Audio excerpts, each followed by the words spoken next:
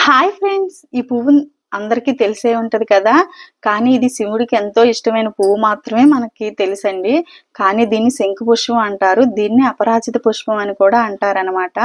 ఇది ఆరోగ్యానికి చాలా మంచి జరుగుతుందండి. దీన్ని మరక కాసి దాంట్లో నిమ్మకాయ పిండుకొని తాగితే రోజు మనకి కొలెస్ట్రాల్‌ని తగ్గించడమే కాకుండా చక్కగా లివర్ ఫ్లాట్ ఉంటది కదా! దాన్ని కూడా తగ్గిచ్చిద్దండి. అలాగే మన ఫేస్‌ని గ్లో చేసిద్దనమాట. ఇది ఆరోగ్యానికి కూడా చాలా మంచిదండి.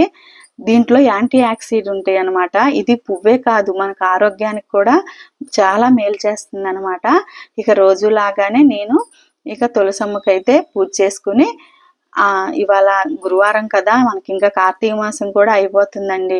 ఇక చివరి రోజు నెక్స్ట్ మండేతో మనకి కార్తీక సోమవారాలు కూడా అయిపోతాయి కదా!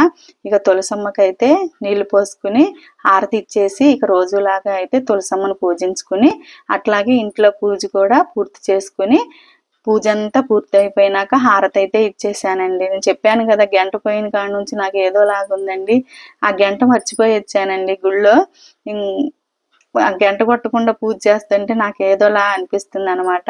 ఇంకా సోమవారికి హారతి అయితే ఇచ్చి ఆ శివకేశవులు ఇద్దరికి హారతి కూడా నేను అద్దుకుని సోమవారికి అయితే దండం పెట్టుకున్నాను అన్నమాట. ఒక్కసారి సోమవారం చూద్దాము.